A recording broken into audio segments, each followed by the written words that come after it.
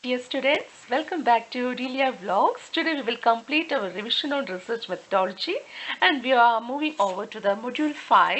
The contents are the following: interpretation, techniques of interpretation, report writing, its meaning, then its significance, types of report, steps in drafting a report, layout of a report or format of a report, and oral presentation. First of all, we should know what is the meaning of interpretation.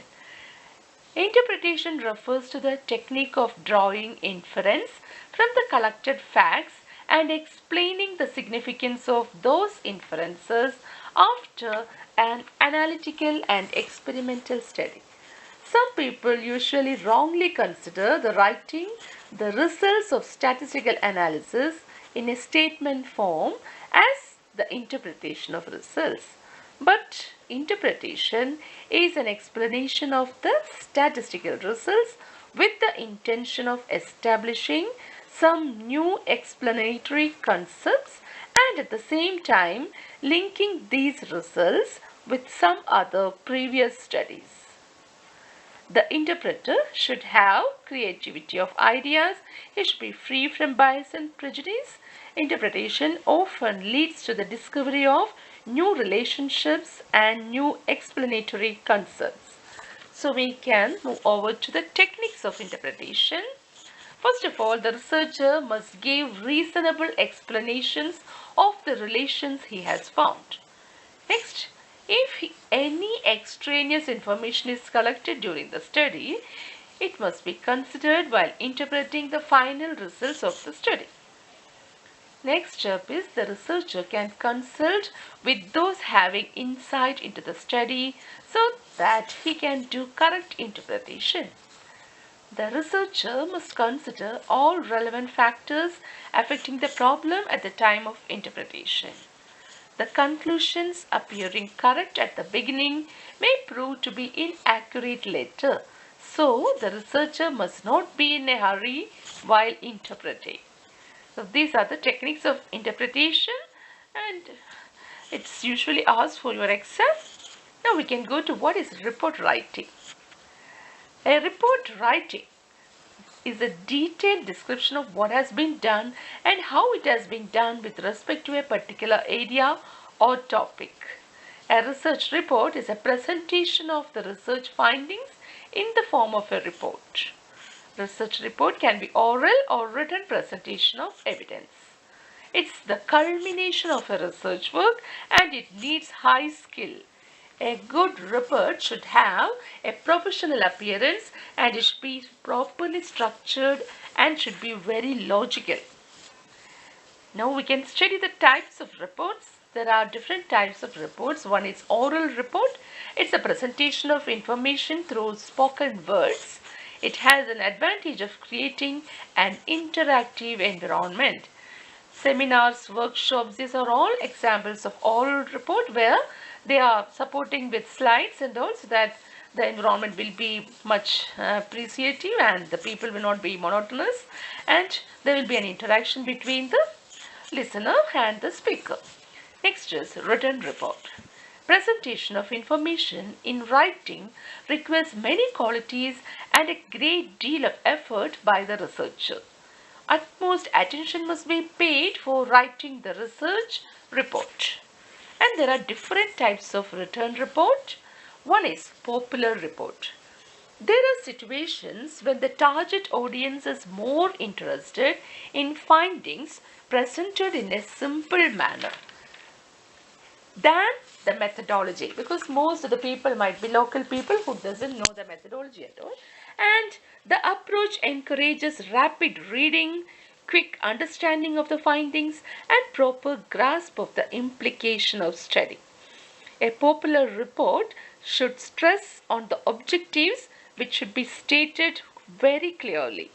Pictures and graphs should be used instead of tables here because it's usually watched by local people and all who doesn't have much information regarding the methodology and all. And the sentences should be very short. Important points should be highlighted and underlined. Second type of report is technical report. Technical report is a long report containing full documentation. Since everything is described in detail, it serves as a source document for future researchers. The contents of a technical report include objectives of the study, formulation of the problem, working hypothesis, data required, and the type of analysis done. It should also include the conclusion, appendix, and bibliography. Third type of report is interim report. Interim report, when there is a long gap between data collection and the presentation of report. In the case of a project, the study may lose its significance and usefulness. In such a case, an interim report can be presented. It may contain either the first results of the analysis or final outcome of the analysis of certain completely analyzed aspect. Interim report helps to take action without waiting for the full report. It also prevents misunderstanding about the delay. Interim report contains narration of what has been done so far and what were its outcome. Interim report presents a summary of the findings of that part of analysis which has been completed. Now comes the last type of report, that is summary report. A summary report is generally prepared for the consumption of the general public. This type of report is desirable for any study whose findings are of general interest. It is written in a simple language, avoiding technical languages and using pictorial charts so that the people can understand it very well. It contains brief reference to the objective of the study, major findings and their implications. It's a short report of 2 or 3 pages. Its size is limited to be suitable for the publication in daily newspapers. And this is very important question for your NG University exam, types of report. It will be also asked what is a technical report or what is an interim report, like that. Okay. Now we can study a very important question. What are the steps in writing a report, or what are the steps in drafting a report? Same. So first one is deciding on report format. The report format are of 3 types. One is logical pattern, second one is psychological pattern, third one is chronological pattern. Logical pattern is a format in which the report moves from specific to general or simple to complex gestures. It follows an inductive approach where associations are developed between one thing and another by means of analysis. Psychological pattern is just opposite to logical pattern, where the most critical information is stated first and thereafter the findings are stated in a manner that justifies the conclusion. Chronological pattern is a pattern where the reporting of events is done along the time dimensions. That means the events which happened first are stated first and others are stated in the order of their occurrence. This format is least popular and is applicable in historical researches. Now the second step is preparing a report outline. The outline serves as a guiding line to the researcher, and in the entire process it serves as a blueprint for him.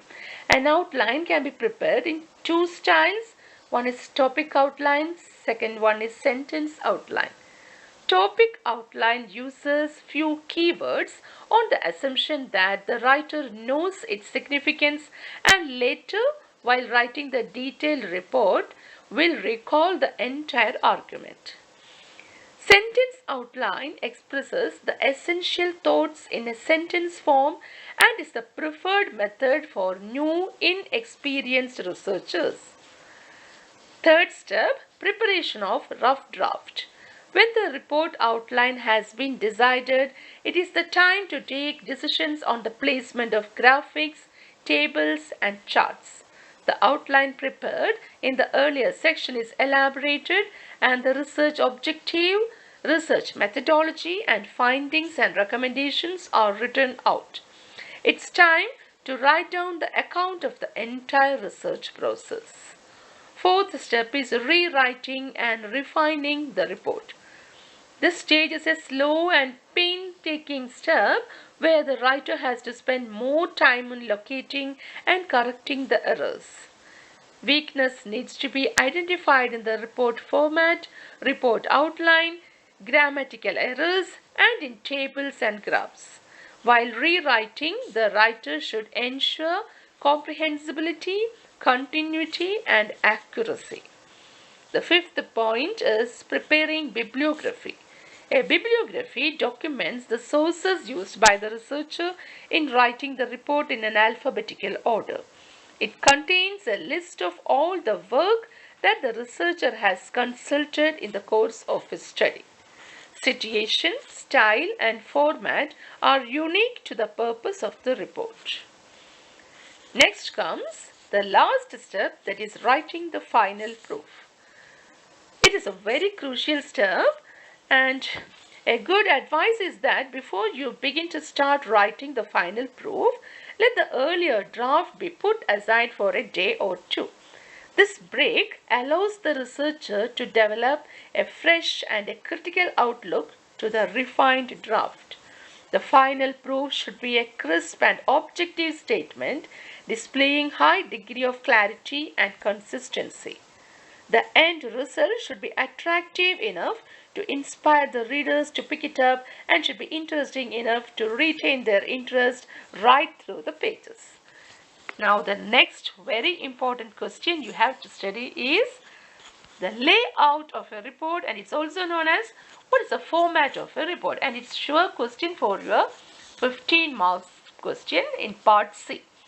The entire report can be divided into three broad sections, namely preliminary section, main body, and end section. First one is preliminary section, and there are 5 important points you have to write. First one is title page, second one acknowledgement page, third one is preface, it's also called foreword, table of contents, list of tables and figures. We can study that in detail. Title page. The title page of the typed research report usually bears the investigator's name, a statement about the course for which the study has been required, the date of submitting it, and the name of the institution making the requirement. Second one is acknowledgement page. In the acknowledgement page, the investigator acknowledges the guidance and assistance he has received in his studies. Acknowledgement should be expressed always simply and tactfully. Third one is preface or foreword. A preface bears some initial remarks and a brief statement of the scope, aim, and general character of the research. For this table of contents, a well-developed table of contents renders a good deal of assistance to a reader in choosing rapidly and judiciously what he should subsequently read carefully. It should read the chapter headings, the headings of major subdivisions of the chapters, and even the other subdivisions. Fifth one, list of tables and figures. List of tables and figures must be shown immediately after the table of contents. Now we can move over to the second one, that is the main body. Main body includes problem statement, research objectives, findings, research methodology, limitations, conclusion, and recommendations. First one, we can study problem statement. It explains the need for research by detailing the background to the problem. It contains a clear statement of the dilemma, and as we have studied in research problem and research proposal and all, now we can study the next point, that is research objectives. This outlines the objectives of the research. In case of experimental or causal studies, the section would also include the hypothesis statement. Third one is research methodology. This section details the methodology adopted to collect the relevant information. It includes sampling design, data collection design, the instrument design, and the data analysis design. The data analysis design should outline the statistical procedures adopted to analyze data and justify the use. Next is findings. This section is the longest section as analyzed data is explained using graphs, diagrams and tables. A good strategy is to clearly state each finding in a numbered paragraph form or to present one finding per page. Next is limitations. A professional report always contains a section devoted to limitations. These limitations are caused due to time and budget constraints, sampling limitations, etc. This section should be thoughtfully prepared with the significant limitations stated concisely. The last point, that is conclusion and recommendations. This section interprets the findings stated earlier by the correlation of different variables. The results are interpreted in the light of the problem being handled in the project and then draw significant conclusions. Recommendations will flow from these conclusions, which will act as useful inputs in decision making. These recommendations should be feasible and practical. In academic research, these recommendations are often in the form of suggestions for further research areas, opening up unexplored avenues of research. In case of applied research, these recommendations are in the form of suggestions for action. Now we can study the third section, very important one, that is the end section, which include 4 parts. One is appendix, second one is glossary, third one literature cited, and the fourth one is bibliography. First is appendix. Appendix includes letters, questionnaires, tests, or other tools used in collecting the data. Generally, the questionnaires, schedules and statistical data used and tables used are placed in the appendix as they help those wishing to analyze the data more closely. Second one is glossary. A glossary is an alphabetical listing of unfair terms with their meaning used in the thesis. Thesis which contains many local or regional terms need a glossary. Third one is literature cited. This is a list of references cited in the text. This literature cited is generally arranged in the order in which the references are indicated in the text. This section serves the purpose of acknowledging the source of a quotation, paraphrase or idea borrowed by the author. Next is bibliography. Bibliography is a comprehensive listing of the works relevant to the study of the researcher. Bibliography includes all references to related materials. It furnishes a clue to the quality of the report. The references in the bibliography are arranged alphabetically, sometimes by topic, sometimes by geographical location, or by some other plan. In long bibliographies, references are quite often divided into books, periodicals, reports, bulletins, websites, etc. And this is the this is the end of our layout of the report. Now it's a very important. The question is oral presentation. That's actually an oral report itself, but I will explain in a detailed manner. An oral presentation is the presentation of information through spoken words. It requires very good preparation. Lack of hard copy can be covered to a large extent by the use of graphs, tables and diagrams. Maintaining eye contact with the audience is a very important aspect, and that's very advantageous too, because it will not be boring at all, because we are just looking at the interactive session. We will be very much keen listening. We will have a keen listening power. Next, body language is another important point to remember. The presenter should have a very good body language, because if he is standing erect, or if he has much confidence, he will be always standing erect and will be very he will not be nervous at all. Otherwise he will be very nervous. So body language is very important while we present. Next, While delivering the report, the two extremes, memorization and reading, should be avoided, because once a person just memorizes and comes, that is a very boring one, and also simply reading is also a boring one, because oral presentation needs interaction.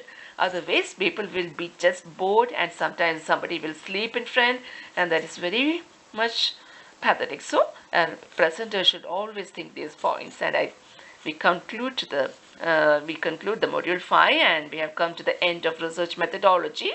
And I wish you all the best for your exam. Write your exam very well. You should study what is pilot study.